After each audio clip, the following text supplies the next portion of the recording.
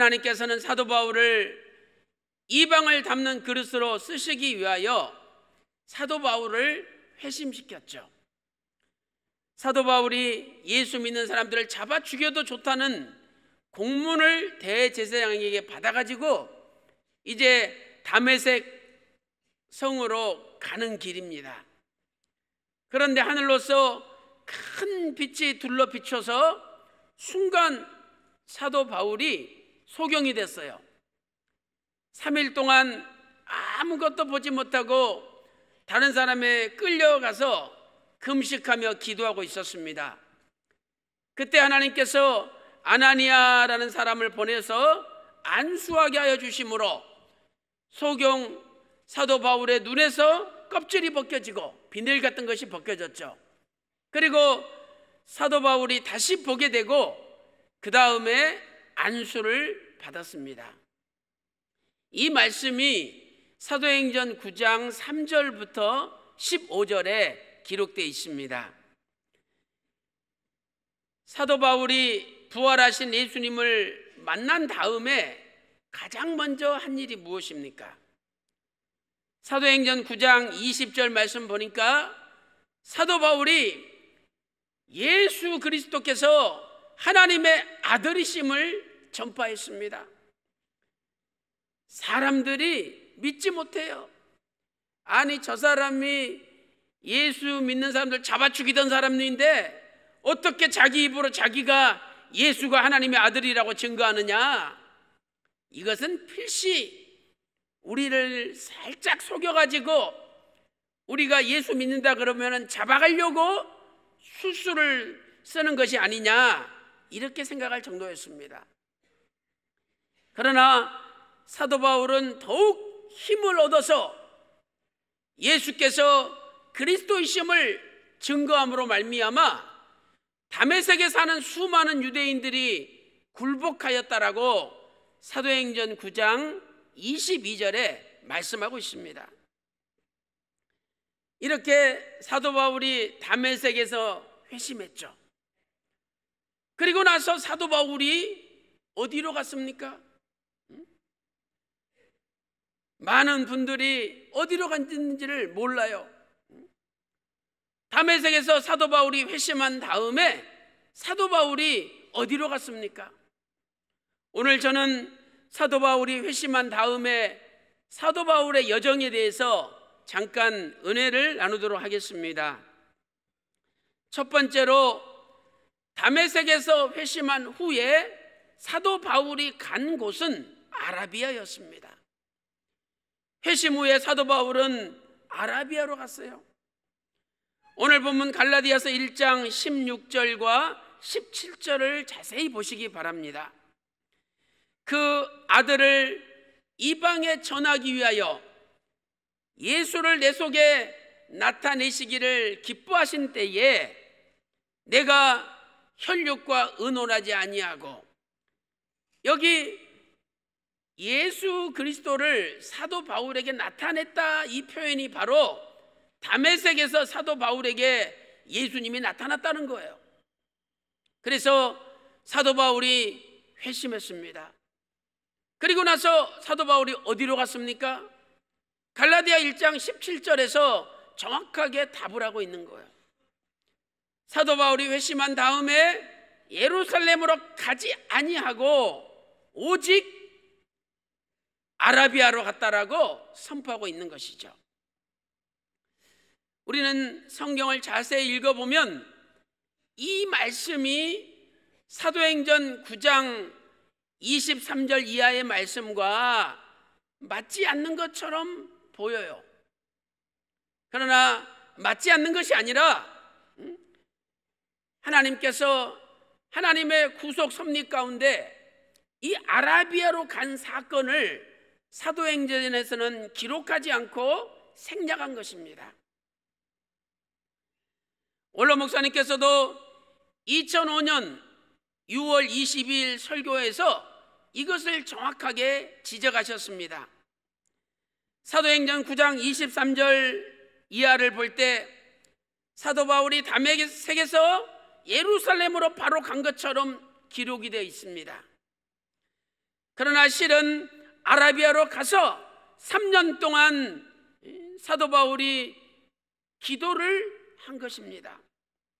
사도행전은 사도 바울이 아라비아로 간 3년을 생략하고 있다, 이렇게 원로 목사님이 설교를 하신 적이 있습니다. 사도행전은 사도 바울의 회심을 극적으로 설명하기 위하여, 회심하고 신앙의 본산지인 예루살렘으로 갔다는 것을 나타내기 위하여 일부러 중간에 아라비아의 3년을 생략하고 기록했던 것이죠. 사도행전 9장 23절 말씀 보니까 사도 바울이 회심한 다음에 여러 날이 지나서 예루살렘에 갔다라고 기록되어 있죠. 이 여러 날이 바로 아라비아의 3년이 포함되어 있는 거예요. 여러 날 이 속에 아라비아의 3년의 훈련 기간이 포함되어 있는 것입니다. 갈라디아서 1장 18절 말씀 보니까 사도 바울이 회심 후에 3년 만에 베드로를 만나려고 예루살렘에 올라갔다라고 기록하고 있습니다. 여기 3년 만에, 그 후 3년 만에, 이 그 후는 사도 바울이 회심한 때로부터 3년 만에 예루살렘에 올라갔다라는 말씀이 되겠습니다. 큰 두 번째로 사도 바울은 아라비아에서 무엇을 하였습니까? 하나님께서는 사도 바울을 회심시킨 다음에 아라비아로 보냈어요. 과연 아라비아에서 사도 바울은 3년 동안 무엇을 하였습니까? 첫째로 사도 바울은 하나님과 깊은 교제를 하였습니다. 하나님과 깊은 교제를 하였죠. 다메섹에서 부활하신 예수님을 만난 다음에 사도 바울은 내가 두 가지를 하지 않았다라고 고백하고 있습니다.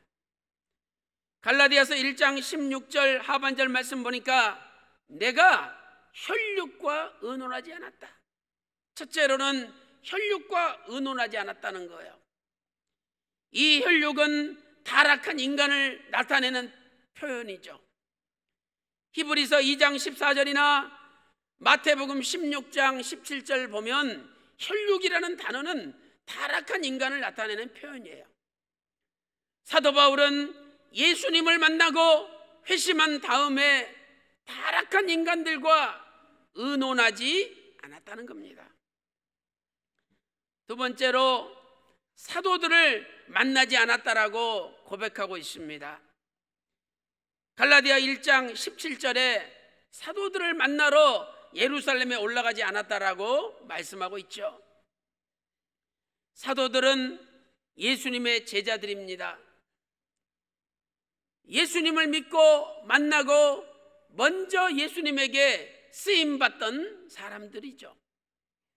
그렇다면 사도 바울이 회심한 다음에 예루살렘에 가서 그 사람들을 만나고 그 사람들에게 인정받고 자신이 어떻게 변화되었는지를 말하는 것이 우리 인간적인 생각으로 볼 때는 합리적인 것입니다. 그러나 성경은 말씀하시기를 사도 바울은 사도들을 만나러 예루살렘으로 가지 않았다라고 말씀하고 있습니다. 우리는 이것을 통해서 사도 바울이 사람과의 교제가 아니라 오직 하나님과의 깊은 교제를 위하여 아라비아로 간 것을 알 수 있는 것이죠. 아라비아가 어디일까요? 정확하게 어디라고 성경에 기록은 되어 있지 않습니다. 그러나 많은 신학자들은 사도 바울의 행적이나 유물들을 통해서 아라비아의 페트라라는 곳으로 사도 바울이 갔을 거라고 주장을 합니다. 이 사도 바울이 간 것으로 추정되는 페트라, 이 페트라는 온통 바위투성으로 구성되어 있는 곳입니다. 원래 이방 도시인데 거기에 하나님의 흔적이 남아 있어요. 그래서 신학자들은 사도 바울이 거기 가서 기도하면서 예수님을 전했을 거라고 추정을 하는 것입니다. 이 다메섹에서 페트라까지 약 430km예요. 오늘날 차로도 5시간 이상 걸리는 곳입니다. 그런데 그 당시에 무슨 차가 있었겠습니까? 사도 바울은 걸어서 아무도 없는 오지 바위 투성이의 구석으로 하나님과의 1:1 교제를 위해서 갔던 것입니다. 사랑하는 성도 여러분, 사도 바울이 3년 동안 하나님과의 깊은 교제가 있었기 때문에 세계 선교의 위대한 사역을 이룰 수 있었던 것입니다. 사랑하는 성도 여러분, 오늘날 우리도 신령한 아라비아로 가야 합니다. 거기는 혈육도 없는 것이요, 나보다 먼저 사도된 사람들도 없는 것입니다. 그곳은 오직 하나님과의 깊은 교제만이 가능한 곳입니다. 우리는 사람들과의 교제를 중요시합니다. 물론 중요한 일이죠. 그러나 그것보다 더 중요하고 더 먼저 해야 할 일이 있다면 살아계신 아버지 하나님과의 깊은 교제를 갖는 것입니다. 예수님께서도 공생애를 시작하시기 전에 광야에서 40일 동안 금식 기도를 하셨습니다. 마태복음 4장 1절 2절에 기록되어 있죠. 또한 예수님께서는 공생애를 진행하시면서도 그 바쁘고 그 복잡한 상황 속에서도 항상 한적한 곳에 가셔서 기도하시면서 하나님과의 깊은 교제의 시간을 가졌던 것입니다.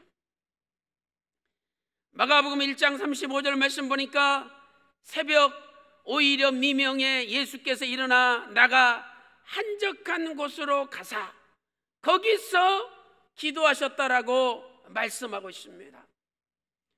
사랑하는 성도 여러분, 오늘 저와 여러분의 신령한 아라비아는 어디에 있습니까? 오늘 우리는 어떤 아라비아에 가서 하나님과의 깊은 교제를 나누고 있습니까? 사랑하는 성도 여러분, 부디 이번 하계 대성회를 통해서 여러분이 신령한 아라비아에 가서 하나님과의 깊은 교제를 통하여 여러분의 과거의 모든 것을 다 내려놓고 새로운 사람으로 하나님의 택하신 그릇으로 전 세계를 담는 그릇으로 크게 쓰임 받으시기를 주님의 이름으로 축원합니다. 두 번째, 아라비아에서 무엇을 하였습니까?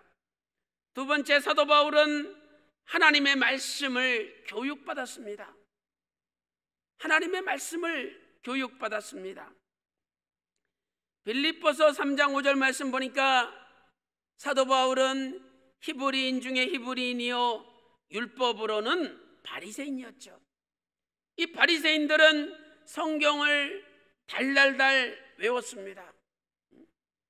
아예 성경을 통째로 외우는 사람들이에요. 그러므로 사도 바울도 바리새인으로서 성경을 잘 아는 사람이었죠. 그러나 문제는 그가 그 구약 성경과 예수님을 연결시키지 못했다는 점입니다. 이제 사도 바울은 아라비아에서 하나님께 기도하고 하나님과 깊은 교제를 나누며 성경을 읽는 가운데 구약 성경과 예수님이 연결되기 시작하였습니다. 모든 성경이 증거하고 있는 예수님의 참모습을 발견하게 된 것이죠. 누가복음 24장 27절과 24장 44절, 요한복음 5장 45절부터 47절, 요한복음 5장 39절을 참조하시기 바랍니다. 누가복음 24장 27절 44절, 요한복음 5장 39절과 45절에서 47절에 기록하고 있습니다. 그러므로 사도 바울이 증거했던 복음, 증거했던 말씀은 사람에게 배운 게 아니에요. 하나님께 배운 겁니다. 하나님께서 주신 거죠. 갈라디아서 1장 11절 12절에 이렇게 말씀하고 있습니다. 형제들아, 내가 너희에게 알게 하노니 내가 전한 복음이 사람의 뜻을 따라 난 것이 아니요, 이는 내가 사람에게서 받은 것도 아니요 사람에게서 배운 것도 아니라 오직 예수 그리스도의 계시로 말미암음이라, 이렇게 말씀하고 있습니다. 여기에서 사도 바울은 세 가지가 아니라고 말씀하고 있죠. 첫째는 사람의 뜻으로 된 것이 아니다. 두 번째, 사람에게서 받은 것이 아니다. 세 번째는 사람에게서 배운 것이 아니다. 오직 예수 그리스도의 계시로 말미암은 것이라, 이렇게 말씀하고 있습니다. 성경은 100% 하나님의 계시예요. 성경은 완전 무한 하나님의 말씀이죠. 우리가 성경을 읽고 성경을 배운다는 것은 하나님의 계시를 읽고 하나님의 계시를 배우는 것이죠. 사도 바울은 아라비아에서 오직 성경으로 돌아갔습니다. 오직 예수님으로 돌아갔습니다. 올해는 2017년이죠. 1517년 종교개혁이 일어난 지 500주년이 되는 해가 됩니다. 루터와 칼빈이 1517년 종교개혁을 일으킬 때 주장했던 그 모토가 바로 오직 성경으로, 오직 예수님으로 돌아가자는 것입니다. 오늘 우리도 오직 성경으로 돌아가야 됩니다. 성경은 사람의 뜻으로 깨달을 수가 없습니다. 성령님의 감동으로 기록됐기 때문에 성령님의 감동이 아니고서는 깨달을 수가 없는 것이죠. 디모데후서 3장 16절에 모든 성경은 하나님의 감동으로 되었다라고 말씀하고 있습니다. 베드로후서 1장 20절 말씀 보니까 성경의 모든 예언은 사사로이 풀어서는 안 된다. 그 이유는 사람의 뜻으로 낸 것이 아니요 오직 성령의 감동을 입은 사람들이 하나님께 받아서 말한 거라, 이렇게 말씀하고 있습니다. 그러므로 성경은 성령님의 강력한 조명이 없이는 깨달을 수가 없어요. 고린도전서 2장 10절에 성령님은 하나님의 깊은 세계를 다 통달하신다라고 말씀하고 있죠. 그러므로 성령님께서 깨닫게 해주시면, 성령님께서 조명해 주시면 성령님을 통해서 성경의 깊은 세계를 깨달을 수가 있습니다. 사랑하는 성도 여러분, 사도 바울은 아라비아에서 성경을 깨달았습니다. 더 나아가 아라비아에서 하나님의 계시를 받았습니다. 아까 갈라디아서 1장 12절 말씀 보니까 예수 그리스도의 계시로 말미암았다라고 말씀하고 있지 않습니까? 오늘 우리도 성령님을 의지해야 됩니다. 성경을 읽을 때마다, 하나님 말씀을 들을 때마다 성령님이 깨닫게 해달라고, 성령님께서 조명시켜 달라고 기도해야 됩니다. 바라옵기는 오늘 우리 평강제일교회가 여러분의 신령한 아라비아가 되어서, 여러분이 우리 교회에 나와서 성경을 읽고 배우고 성경을 연구할 때마다 성령님께서 강력한 조명을 통해서 구속사의 말씀을 깨닫게 해주시는 놀라운 역사가 일어나시기를 주님의 이름으로 축원합니다. 결론적으로 사도 바울은 아라비아 이후에 하나님을 기쁘시게 하는 삶을 살았습니다. 아라비아 갔다 온 다음에 사도 바울의 삶은 오직 하나님을 기쁘시게 하는 삶을 살았습니다. 갈라디아 1장 10절 말씀 보세요. 이제 내가 사람들에게 좋게 하랴 하나님께 좋게 하랴, 내가 사람들에게 기쁨을 구하랴, 내가 지금까지 사람의 기쁨을 구하였더라면 예수 그리스도의 종이 아니니라.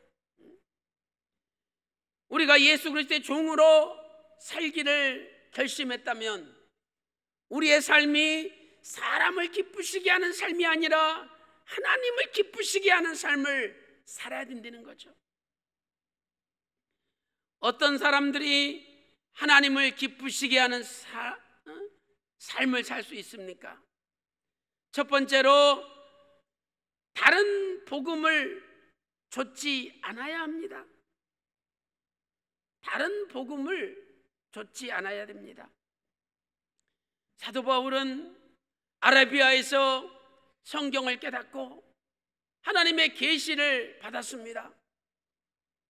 그리고 사도 바울은 그 말씀 벗어나지 않고 그 말씀만 쫓아갔어요.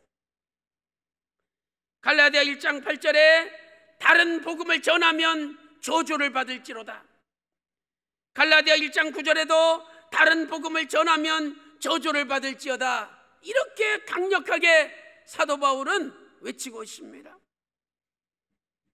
사도 바울은 아라비아에서 받은 하나님의 말씀만을 전하고 아라비아에서 받은 하나님의 말씀만을 붙잡고 증거했습니다. 오늘 우리도 성경을 떠나면 안 됩니다. 성경에 기록된 하나님의 말씀만을 붙잡아야 됩니다. 사랑하는 성도 여러분, 오늘도 다른 복음을 멀리하고 좇지 않으므로 사람을 기쁘게 하는 삶이 아니라 하나님을 기쁘시게 하는 삶을 사시기를 주님의 이름으로 축원합니다. 두 번째, 사람의 유전을 좇지 않아야 됩니다. 하나님을 기쁘시게 하는 사람들은 사람의 유전을 좇지 않습니다. 그런데 사람을 기쁘게 하는 사람은 사람의 유전을 좇죠. 하나님을 기쁘시게 하는 사람은 사람의 유전을 좇지 않습니다.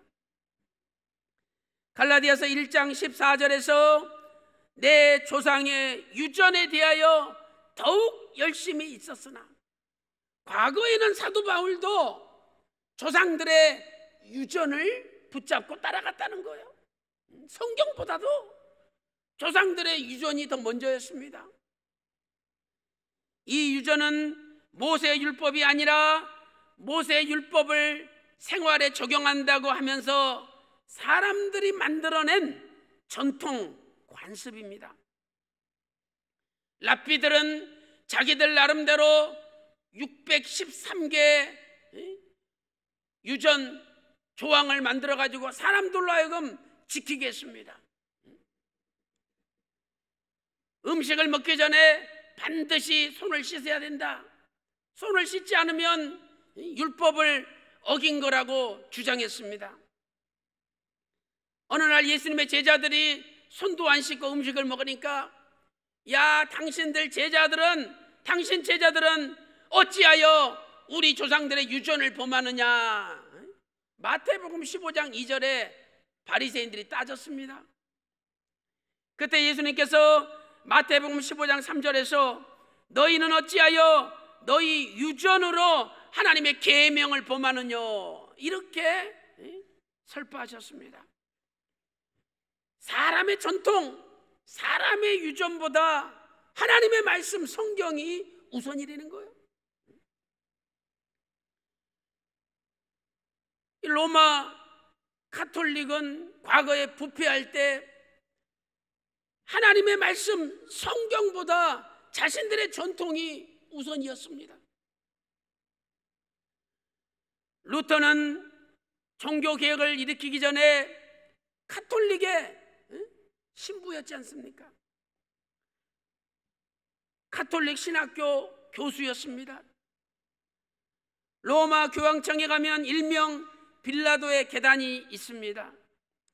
이 계단을 무릎으로 기어 올라가면서 주기도문을 외우면 하나님 앞에 의롭다 인정받는다는 전통이 있었습니다. 그래서 루터도 무릎이 다 까지면서 피를 철철 흘리며 빌라도의 계단을 무릎으로 기어 올라가면서 주기도문을 외웠던 것이죠. 그런데 아무리 주기도문을 외우고 무릎을 질질 끌면서 올라가도 마음의 평안이 찾아오지 않는 거예요. 루터는 로마서 1장 17절에 오직 의인은 믿음으로 말미암아 살리라. 의인이 되는 것은 하나님의 은혜의 믿음으로 되는 것이지 내가 행동으로 행함으로 되는 것이 아니라는 것을 깨달았습니다. 로마서 3장 24절에도 오직 그리스도 예수 안에 있는 구속으로 말미암아 하나님의 은혜로 값없이 의롭다 하심을 받았느니라 이렇게 말씀하고 있습니다. 오직 은혜로 오직 믿음으로 의롭게 된다는 걸 깨달은 루터는 가톨릭에 대하여 생명을 걸고 종교개혁을 일으켰던 것이죠. 사랑하는 성도 여러분, 오늘 우리도 조상들의 유전보다 하나님의 말씀을 붙잡아야 됩니다. 꿈을 꿨다, 이게 전통이다, 이게 관습이다, 따라가지 마세요. 하나님의 말씀, 성경만 따라가면 돼요. 사랑하는 성도 여러분, 오늘부터 다시 아라비아로 가시기를 바랍니다. 오늘 우리의 생애는 누구를 기쁘게 하고 있습니까? 내가 사람을 기쁘게 하면서 살고 있습니까? 하나님을 기쁘시게 하며 살고 있습니까? 다른 복음은 없습니다. 유전도 하나님 말씀이 아니에요. 오직 성경 하나님의 말씀만 붙잡고 하나님 말씀만 의지하며 이번 하계 대생회를 통하여 저와 여러분에게도 아라비아에 역사하신 하나님께서 저와 여러분에게도 역사하여 주심으로 우리 가정과 직장과 사업의 모든 문제가 해결되고 만사 형통의 복이 하계 대성에 다 임하시기를 주님의 이름으로 축원합니다.